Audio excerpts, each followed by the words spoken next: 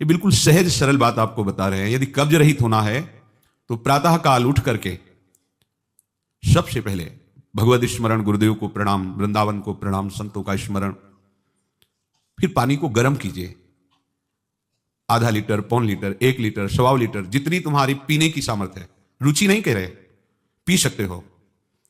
ऐसा गर्म नहीं, चाय जैसा हल्का गर्म करके और वज्रासन में बैठ करके आराम आराम से पीजिए। 15 मिनट वज्रासन में बैठकर धीरे धीरे पीजिए। थोड़ा टहलिए उस पानी पीने के बाद, फिर सो जाइए। आप अगर 1-2 दिन की बात हो तो आप कि चलो हमें वहां लघु शंका जाना पड़ेगा, पानी नहीं पीते हैं, तो आप बीमार हो जाएंगे। आपको कुछ जरूरत है मल रहित होने की। नहीं वो इतनी हीट पैदा करेंगे कि आपके गुदाद्वार में रोग हो जाएगा, आपको गैस बनने लगेगी, एसिडिटी, आपको कई परेशानी आ जाएंगी। फिर आप भजन क्या करेंगे, सत्संग क्या सुनेंगे? साधु की, उपासक की, साधक की एक दिनचर्या होती है। ऐसा नहीं होता कि मनमानी आचरण। आपकी दिनचर्या सही नहीं तो आपका भजन कहां से सही होगा? आपका जब पेट साफ रहेगा तो आप आराम से प्रसन्न मुद्रा में भजन कर सकते हैं।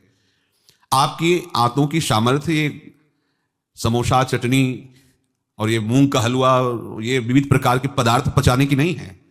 ये उनकी है जो बहुत मेहनत करते हैं, किसान हैं, सेवा कार्यरत हैं। आपको तो बस मूंग की दाल या घिया की सब्जी और 2 रोटी प्राण पोषण के लिए चाहिए। प्रसाद पाने के बाद आपको लगे कि मैं अभी 2 रोटी पा सकता हूं, इतने में बंद कर दो, क्योंकि हमें पानी भी इसमें डालना है, वायु के लिए भी खाली रखना है, पूरा यहां से नहीं ठांस लेना है। इसके बाद तुम घूमो वैद्यों के पास कि कब्ज है, पेट में गर्मी है, धातु रोग हो गया है। ये सब लक्षण तुम्हारी प्रमाद स्थिति के हैं। मनमानी आचरण। भागवतिक सत्संग के साथ साथ आपकी शारीरिक दिनचर्या के भी सत्संग हुए हैं। ऐसा नहीं कि ऐसी बात पहली बार बता रहे हैं। कब्ज रहेगा तो स्वाभाविक वीर्यपात हो जाएगा। आप गलती के आचरण करेंगे तो नस नाड़ियां इतनी शिथिल हो जाएंगी कि बिना किसी प्रयास के वीर्यपात हो जाएगा। नाना प्रकार की मन की जो वृत्तियां हैं उनको रोकने के लिए पहले हमें थोड़ा शरीर को स्वस्थ रखना है। स्वस्थ रखने का मतलब चर्बी बढ़ाना नहीं है। हल्का भोजन, साधक हो आप, प्रभु के भोग में सब कुछ बन रहा है, वो पा रहे हैं, उनकी महिमा है। हम इतना ले लेते हैं, प्रसाद भी हो गया, अपना जीवन यापन करते हुए भजन कर रहे हैं। कम भोजन, बिल्कुल कम नहीं, पर कम भोजन ये हमारी आध्यात्मिक शक्ति को बढ़ाता है। अधिक भोजन, सात्विक हो तो भी तमोगुण बन जाता है। दूध सात्विक है, आप थोड़ा लेंगे सतोगुण प्रकट करेगा, और आप अधिक मात्रा में ले लेंगे, वही सतोगुण बढ़ाने वाला तमोगुण बढ़ा देगा, प्रमाद स्थिति ला देगा। पेट साफ नहीं हुआ और डालते चले जा रहे हो तो क्या होगा? हाथों में जलन, ताप ऐसा पैदा होगा कि प्लास्टिक की तरह खड़ा हो जाएगा मल, और वही आपके फिर गुदाद्वार रोग और भी कई तरह के रोग। आप समझते नहीं। अरे भजन करने के लिए हमें जो अध्यात्म में चलना है, हमारी ये शरीर रूपी गाड़ी स्वस्थ होनी चाहिए। प्रारब्ध वशात अचानक कोई भयानक रोग आता है, वो हमें प्रभु सामर्थ्य देते हैं, नाम भगवान सामर्थ्य देते हैं, हम जिनका जप कर रहे हैं। लेकिन हम प्रमाद स्थिति में, तुम इनको पदार्थों को अच्छा समझते हो क्या? प्राण पोषण के लिए केवल जरूरत है, और ऐसा मत समझे कि अच्छे पदार्थ खा, काहे को तुम मन की चक्कर में फंस रहे हो। संयम से चलो। पेट नहीं साफ हुआ, भोजन नहीं बना, मत। खीरा ले लिया, मूली ले ली, काम चला ले, एक बार दोपहर में पा ले 2 खीरा 2 मूली, बस शांत। प्राण पोषण के लिए हो गया, अपने आप साफ हो जाएगा। सुबह जब पानी पियोगे एकदम साफ हो जाएगा। नहीं, भजन कहां है? कहां है वो वृत्ति जिससे हमें श्यामा श्याम के सुख वाला बनना है? बस यही दुख में घूमते रहो। फिर शाम के बना, दोपहर के बना, सुबह बना, फिर भी तृप्ति नहीं होगी। मान लो मेरी बात, ये माया की चाल है। साधु अपने शरीर पर शासन करता है, इंद्रियों पर शासन करता है। शरीर को जितनी आवश्यकता बस उतना कठोर बनो। इस बात के लिए, अपने लिए कठोर बनो, दूसरे की पवाने के लिए नहीं। दूसरा तो भगवत स्वरूप मान। अपने लिए, हर साधक अपने लिए शासन रखे। पहले से देख लो, एक दिन पाके देख लो, मेरा 4 रोटी से काम चल जाएगा, बाल भोग की जरूरत नहीं। मत पाओ। जब आपका पेट साफ नहीं तो बाल भोग रुकेगा नहीं, राज भोग रुकेगा नहीं, क्योंकि बर्बाद ना हो जाए ना, वो शयन भोग रुकेगा नहीं। अब वो फूलता चला जा रहा है, क्रम से मल की परत पे परत जमती चली जा रही। आप इनको समझिए। अभी आप परमार्थ के मार्ग में चले हो, आपको बहुत जरूरी शरीर को हल्का और स्वस्थ रखना, नहीं आपसे भजन नहीं हो पाएगा। ये एक दिन का विषय नहीं कि आप सत्संग में आकर बैठ गए हो गया। आपको नित्य सत्संग करना है, आपको नित्य वाणी पाठ करना है, आपको नित्य भजन करना है। आपकी दिनचर्या, आपका खान पान बिल्कुल संयमित होना चाहिए। देखो, यदि आप गंदी बातें करोगे, गंदी हरकतें करोगे, तो विश्व में कोई ऐसा वैद्य नहीं कि आपको ब्रह्मचारी दवा से बना दे। मान लीजिए, हमारी प्रार्थना मान लीजिए, यदि आपने अंगों को छेड़ा नहीं है तो लिख लो, आपका ब्रह्मचर्य क्षीण नहीं हो सकता। मानसिक चिंतन गंदा, प्रक्रियाएं आपकी गंदी, खान पान आपका ठीक नहीं, तो एक रोक के आप देखते जाना, आपको भजन में रुचि क्या, शरीर को नहीं संभाल पाओगे। मान जाओ मेरी बात। 24 घंटे में प्राण पोषण के लिए 2-4 रोटी काफी है। अरे संतों ने तो कई कई दिन भोजन नहीं मिला है, भजन एक तार चला है। आप भजन के लिए आए, भोजन बट वो क्या भाई, भोजन के लिए थोड़ी आप आए हो, भजन के लिए। सृष्टि में किसी भी पदार्थ की कमी नहीं, माया रचित है, वो ऐसे बढ़ते चले जाएंगे। अपने को एक सीमा रखनी खान पान की। एक नए साधक को देखा कि भोजन पाने के समय एक रस्सी में गांठ बांधे हुए थे इधर और इधर, और जब उसी गांठ से गांठ ऐसे फिट करके बांध लिया भोजन पाने के पहले, बस जहां पाए तो रस्सी टाइट, जहां रस्सी टाइट हुई तो बस छोड़ दिया, भोजन में ही छोड़ दिया ऐसे। फिर कोई कितना भी प्रयास कर नहीं पाते थे। ये बाहर है, आंतरिक जितेंद्रियता की बात नहीं, इसकी जरूरत नहीं रस्सी की पेट में बांधने की, पर अच्छा लगा प्रारंभिक स्थिति में। ठीक है कि हाँ जहां टाइट होगा तुम खोल, मतलब बंद कर देंगे, तो उससे पहले ही देख लो कि हमें इतना पाना। ये जहर है और ये जीवन है, दोनों बात समझो। अधिक पौष्टिक पदार्थ आपको ब्रह्मचर्य नहीं रहने देगा। अधिक पौष्टिक पदार्थ आपकी आंतें खराब हो जाएंगी, पच नहीं पाएगा, क्योंकि आपसे सेवा नहीं होती। अगर 8-10 घंटे पसीना वाली सेवा हो कि फावड़ा चल रहा है, आप हल जोत रहे हैं, बड़ी मेहनत कर रहे हैं, दौड़ भाग हो रही, चलता रहेगा, आप पाइए पच जाएगा।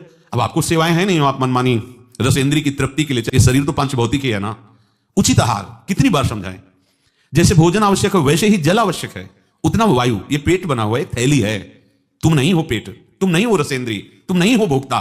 काहे को मूर्खतावश ये जो शरीर रूपी गाड़ी मिली इसको नष्ट कर रहे हो और अपनी यात्रा को रोक रहे हो। इसका एक सिद्धांत है, एक हिस्सा अन्न, एक हिस्सा पानी और आधा हिस्सा वायु के लिए रहने दीजिए।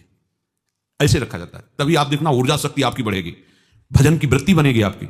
अब यहां चारों हिस्सा में अन्न भरा हुआ है और ऊपर से पानी, रुचि नहीं है पीने की, क्योंकि वो अंदर ऐसा जहर बनता चला जा रहा है। जल जब जाता है तो लघु शंका के द्वारा बहुत से ऐसे पदार्थ है जो हमारे शरीर को हानि करने वाले, उनको निकालता है जल। मल की आंतों में जाकर मलाशय में वो मल को गीला करके निकालने की चेष्टा करता है। अब हम भजन को तो देख नहीं रहे हो, भोजन को देख रहे हैं। इस समय ये प्रार्थना मान लीजिए, आपका जीवन स्वस्थ होना चाहिए। अचानक कोई असाध्य रोग आता है तो भगवान सामर्थ्य देते हैं, पर आप खुद अपना नाश कर रहे हैं। अधिक भोजन करने वाला, स्थूल प्राण वाला, चंचल मन वाला कभी भजन में नहीं रुचि हो सकती। सूक्ष्म भोजन वाला, सूक्ष्म प्राण वाला, सूक्ष्म मन वाला भजन करता है। मान लीजिए आप लोग पता नहीं इतने भोजन के पीछे क्यों पड़े हैं। आपके पेट में कब्ज 2 दिन उपवास रहे, नहीं पाना है भाई, नहीं जगह है, पानी अपने आप साफ हो जाएगा। नहीं, भोजन 3 टाइम डालना है। ऐसी कोई औषधि बनी है क्या कि आप कुपथ्य करते रहो, मनमानी आचरण करते रहो, आप ठीक हो जाओ? अगर बाई चांस किसी को ऐसा कब्ज है तो बताया है आपको, इस वर्षों सेवन की हुई औषधि, जब कभी ऐसा लगा तो छोटी हर 1 चम्मच और 1 चम्मच इसबगोल की भूसी उसमें मिला लीजिए। शाम के 200 ग्राम 250 ग्राम गुनगुना दूध से ले लीजिए। ये ऐसी है कि आपको बार बार परेशान नहीं करेगी, पर ये धीरे से आपके कब्ज को, क्रम को नष्ट कर देगी। जो अंदर बना हुआ कब्ज है वो धीरे धीरे कई दिनों तक बराबर लेते रहिए। पकवान, गरिष्ठ पदार्थ ये उपासक के लिए वैसे ही अनुकूल नहीं, भले कब्ज ना होती तो भी अनुकूल नहीं। आप मूंग का हलवा पाएंगे, आप बादाम पिस्ता पड़े हुए पदार्थ पाएंगे, आप भजन करेंगे कैसे? मतलब क्या केवल रसेंद्री की तृप्ति ही हमारा उद्देश्य है क्या? कैसे तुम्हें ये बात अच्छी लगती है कि हमें पदार्थ भरपेट पाने हैं? अरे हमें भरपेट भजन करना है। अब वो देखने को नहीं मिलती वो बात जो पुराने साधकों में एक जलन होती है, एक ताप होता है भगवत प्राप्ति के लिए। हर समय भजन के लिए व्याकुल रहता है, उपाय करता रहता है, नई नई युक्तियां सोचता है भजन के लिए। और हम नई नई युक्तियां सोचते हैं भोजन के लिए। आज ये कब तक खाते रहोगे? शरीर को कब तक पोषित करते रहोगे? मरेगा, नष्ट होगा। जिस काम के लिए है वो काम बना लो। ये तुम्हारा शरीर नहीं है, तुम शरीर नहीं हो, ये नष्ट होगा। मान लीजिए आप यदि गलत क्रिया नहीं कर रहे हैं और आपका पेट साफ है तो विश्वास मानो ये ब्रह्मचर्य वो चीज नहीं कि स्वाभाविक नष्ट होती जाए। जिनको ये है कि होती है, तो यदि 8 दिन में आपने नष्ट किया है और अब आप रोकना चाहते हैं तो वर्षों आप नहीं रोक सकते। वो 8 दिन 10 दिन के अंतर्गत नष्ट होगा, स्वाभाविक नष्ट होगा। अगर आप छेड़ेंगे नहीं तो धीरे धीरे अंतराय बनता चला जाएगा, एक दिन आप ब्रह्मचारी हो जाएंगे। अगर आप कोई ऐसी गलत क्रिया करते हैं, गलत आहार करते हैं, तो ही ऐसा है। नहीं, ये कोई ऐसी नहीं कि स्वाभाविक प्रवाहित होता रहे, ऐसा नहीं। ये आपकी गलती का परिणाम है। आपने बहुत ही गलत कार्य किए, अपने ऊपर गलत किया, इसीलिए आपकी दुर्दशा है कि आपकी धातु जाते। ये धातु रोग जाते किनको होते हैं? विषयी पुरुष को, पामरों को, जो नीच प्रकृति से नीच क्रियाएं करते हैं। ऐसे ये धातु कोई ऐसी चीज थोड़ी कि स्वाभाविक निकल जाती है, ऐसा नहीं है। एक मनोवाह नाड़ी है अंदर, भीष्म पितामह जी परम ब्रह्मचारी वो वर्णन करते हैं। अगर उसको ताप नहीं पहुंचा मनोवाह नाड़ी को तो वीरपात हो ही नहीं सकता। ये तभी पात होता है जब उसका ताप की 2 प्रक्रियाएं, पहला चिंतन, दूसरी क्रिया। अगर आपने कामाशक्त होकर चिंतन किया तो कामाग्नि मनोवाह नाड़ी को ताप से युक्त कर देगी। अब वो क्रिया हो ना हो वो आपका नष्ट हो जाएगा। आपने कोई क्रिया की तो नष्ट हो जाएगा, ये कोई सवाल ही नहीं उठता। ये नई नई अवस्था के बच्चे धातु रोग से ग्रसित हो रहे हैं, कमर दर्द कर रही है, आंखों में कम दिखने लगा है, ये परेशानियां वो परेशानियां। इसका कारण आप हैं, आप देखिए ना। इस विषय पर कोई चर्चा नहीं करना चाहता, ना सुनना चाहता, केवल पशुवत आचरण के लिए छूट मिल जाए बस। सावधान रहिए। ये